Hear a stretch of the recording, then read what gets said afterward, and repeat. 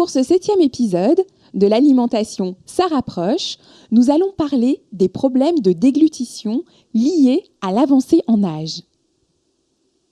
Il arrive parfois que le proche que l'on accompagne rencontre des problèmes physiques pour manger, avec des difficultés à mastiquer et à avaler. Ces troubles, appelés troubles de déglutition, peuvent être le résultat de différents facteurs et ils ont un impact sur la prise alimentaire de notre proche aidé. Nous retrouvons ici Marie-André, aidante de sa maman depuis 3 ans, avec qui nous avions eu le plaisir d'échanger au cours du précédent épisode.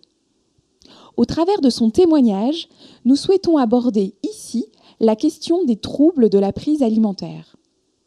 Nous verrons également les astuces que Marie-André utilise au quotidien pour que le repas reste avant tout un moment de plaisir. Dans un second temps, nous aurons le plaisir d'échanger avec Aurélie Olagnon, consultante en gérontologie, qui apportera son regard d'experte sur la question. L'occasion d'aborder ensemble les bons gestes et les bonnes habitudes pour mettre en place un accompagnement, surtout au moment du repas. Bonjour Marie-André. Bonjour. Marie-André, j'ai le plaisir de vous recevoir à nouveau pour ce 7e épisode de notre podcast L'alimentation, ça rapproche. Pour rappeler brièvement à nos auditeurs le contexte, vous êtes aidante auprès de votre maman, Marie-Thérèse, depuis 3 ans, qui souffre d'obésité et de diabète avec un problème d'insuffisance respiratoire. Et grâce à un accompagnement avec une nutritionniste et puis un suivi médical avec votre médecin, vous avez pu trouver un équilibre alimentaire au sein de toute la famille et avec des effets très positifs sur la santé de votre maman, dont la baisse de diabète. Par rapport au temps du repas, nous allons voir dans cet épisode que vous faites face à d'autres difficultés. Votre maman a des problèmes de déglutition.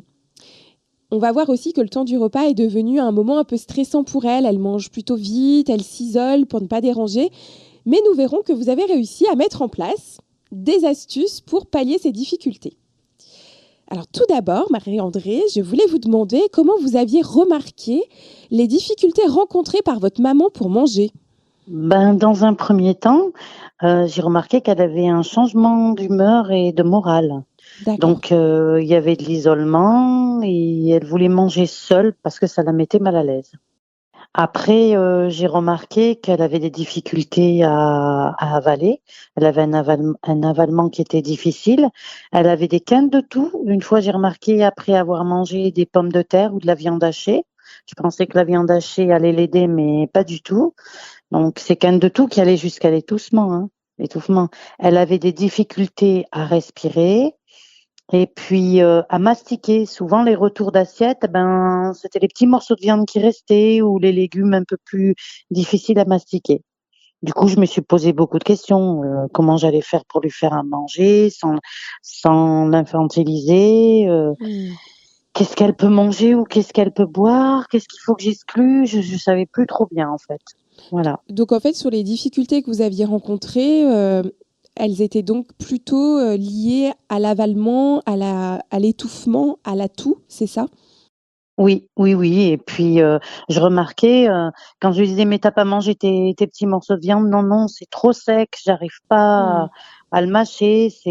Voilà, elle avait une sécheresse, donc c'était difficile pour elle. Alors fallait que je me pose des questions à ce niveau-là, en fait. Oui, je comprends. Et est-ce que votre maman a des problèmes bucco-dentaires? Alors, oui, donc la sécheresse de la bouche, ça lui faisait des petites infections à la gencive. Donc, j'ai parce il faut savoir qu'elle a pas de dents en haut et il lui reste quelques dents en bas. Donc j'ai compris que les problèmes de mastication étaient dus à ça et ça lui faisait mal aux gencives aussi. Donc j'ai mis en place des bains de bouche, mais à ce sujet-là, je suis un peu perdue en fait, hein. J'ai pas trouvé de solution à part, le brossage des dents en bas et des petits bains de bouche, voilà. Et votre maman ne supporte peut-être pas un appareil dentaire ou des solutions Non, elle comme le ceci? supporte pas. Non. Et est-ce que, y a des aliments comme la soupe, par exemple, qui peuvent être aussi une solution? Est-ce que ça, c'est des choses, qu'elle accepte? Alors, justement, la dernière fois, je vous avais fait parler que j'avais fait appel à une nutritionniste Oui. et cette dame, Julie Dumarché, qui a son diplôme, hein, de nutritionniste, est venue à la maison et donc je lui en ai parlé Et comme elle travaille en collaboration avec 300 médecins et chercheurs, elle a posé des questions autour d'elle parce que chez la personne vieillissante, elle a voulu des renseignements supplémentaires. Et donc, pour m'accompagner, elle a travaillé sur le psychologique. Elle nous a déculpabilisés, toutes les deux, maman et moi, pour que ça perturbe pas l'équilibre familial et en même temps me sécuriser à moi, me rassurer par rapport à l'infantilisation de ma mère. Donc du coup, ça a évité la dénaturation de nos relations familiales. Et puis en deuxième, pour que ma mère retrouve le moral en mangeant, parce que c'était difficile aussi du fait qu'elle se sent diminuée, de travailler sur la présentation des assiettes pour qu'elles soient d'une part appétissantes et d'autre part attrayantes. Parce que comme ça lui a donné envie de remanger et en même temps, on a travaillé sur les produits qu'elle aimait pour que son mental puisse travailler en même temps que sa bouche, en même temps que ses yeux et lui redonne l'envie de manger. Et est-ce que vous pouvez justement nous en dire un petit peu plus sur tout ce que vous avez mis en place pour aider votre maman grâce à cet accompagnement? Eh ben, en fait, moi, elle m'a appris à travailler sur les textures. Donc, des petits morceaux plus ou moins souples mélangés avec des choses un peu plus passées. Par exemple, quand je fais une courge, ben, je laisse des petits morceaux, mais en même temps, il y a des choses qui sont écrasées à l'intérieur, comme une viande hachée, etc. Elle m'a aidé à mettre au point des crèmes dessert non sucrées, puisqu'elle est diabétique. Elle m'a aidé à faire des smoothies. Elle a intégré dans la nourriture de maman, puisqu'elle est plus longue à manger et que c'est plus difficile des collations. En plus des repas, comme des yaourts, des smoothies à base de fruits, etc. Et puis, elle m'a aidé à comprendre aussi que comme la nutrition n'est plus pareille et en petite quantité, ben, elle m'a fait mettre en place des boissons avec des mélanges de boissons nutritionnelles avec des vitamines et des minéraux, dans lequel j'intègre dedans de la protéine de petit lait, en fait, une boisson de protéines petit lait. Voilà. Après, c'est vrai que j'essaye de faire en sorte que ce soit pas toujours comme des petits pots, en fait. Hein. J'essaye d'agrémenter, que ce soit des légumes coupés en petits morceaux, râpés, ou je travaille beaucoup sur la texture, en fait. Oui. Et que ce soit des plats comment je vais vous expliquer ça? Des petits morceaux, mais avec de l'accompagnement de sauce derrière. Mais une sauce un peu épaisse, voilà. Pas gélifiée, mais un petit peu épaisse, pour qu'elle puisse avaler facilement. Et puis, on a travaillé sur comment se tenir. Voilà, maman, maintenant, se tient bien droite assise pour pouvoir manger. Oui, c'est ce que j'allais vous demander. Ma prochaine question, c'était justement comment se déroulent les repas. Où elle se place, est-ce que vous les prenez ensemble, comment elle se tient? Non, elle veut pas les prendre avec nous parce qu'elle est très gênée. Donc elle mange en général avant nous et c'est pour ne pas me gêner moi à me lever sans arrêt. Et donc elle mange dans un endroit calme et elle prend le temps de manger. Voilà, on lui laisse le temps de manger. Elle mange un quart d'heure, 20 minutes avant nous. Comme ça, elle a le temps de vraiment manger. Elle finit souvent le dessert avec nous. Et nous, on la laisse tranquille. On lui laisse son temps pour manger et pour savourer ses textures. Voilà. Et c'est vrai que j'ai moins de retours d'assiette vide. Voilà. Je fais en sorte qu'elle puisse avoir un repas équilibré et tranquille. Parce que je pense que c'est important quand on est vieillissant d'avoir de bons repas et de bonnes collations. Puis j'ai travaillé aussi beaucoup sur l'hydratation parce qu'elle buvait plus. Très peu. Et j'ai préféré... alors, je lui prépare des tisanes non sucrées qui ont du goût avec de la framboise, des infusions de framboise, de myrtille, pour qu'elle puisse avoir de l'eau avec du goût dedans. Et des fois, je mets même un peu de... comment ça s'appelle? Du gélifiant, de la gélatine, pour que ça épaississe un petit peu de temps en temps. Voilà. Et puis, j'ai continué à lui donner de l'eau pétillante.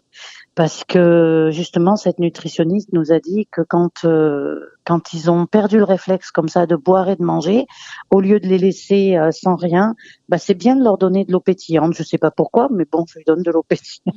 Elle est contente. Voilà. Oui, elle retrouve finalement le plaisir à travers l'alimentation dans tout ce que vous nous dites.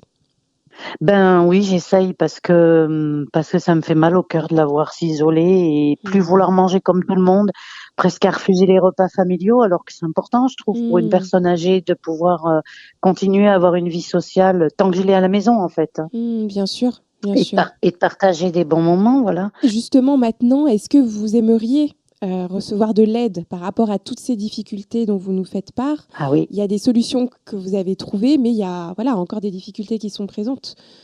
Oui, voilà, parce que je me suis tournée vers cette franchise à travers une nutritionniste, mais je suis sûre qu'avec le corps médical ou des associations, on pourrait être aidé dans ce domaine parce Mmh. que ça, souvent on parle de la nutrition pour la personne vaillante, mais la personne vieillissante, on s'y attend pas en fait.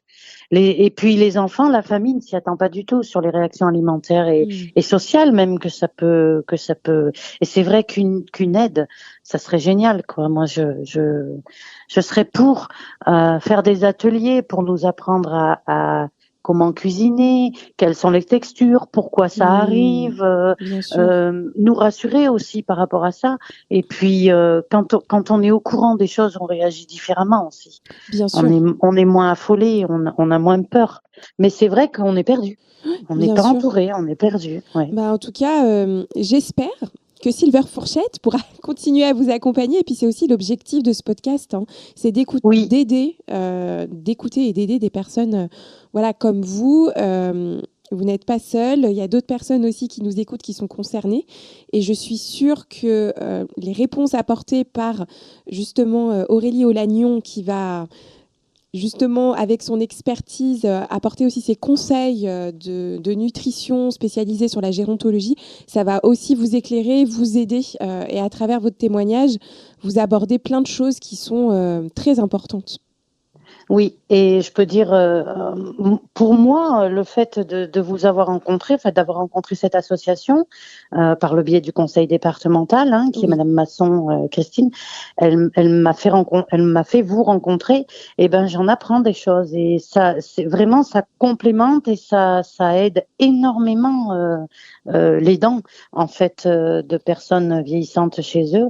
Et ça dédramatise les situations, les choses. Je rencontre des gens formidables. Je partage aussi mes choses et mes expériences avec d'autres aidants. Oui. Et psychologiquement, franchement, cette communauté, cette association-là aide au-delà de ce que les médecins généralistes de famille peuvent amener. C'est fantastique. C'est fantastique parce qu'on rencontre des gens de toutes les compétences en fait à Mmh. travers Silver Fourchette. Bah, en tout cas, merci pour votre témoignage, Marie-André. Et puis, j'espère que ce podcast, notre échange, cet épisode, seront des actions qui vont contribuer justement à diffuser tout ceci, diffuser les ateliers. Et merci beaucoup, vraiment, Marie-André, pour Merci à vous. votre témoignage sur cet épisode, le précédent, qui sont vraiment précieux et je suis sûre vont aider beaucoup de personnes.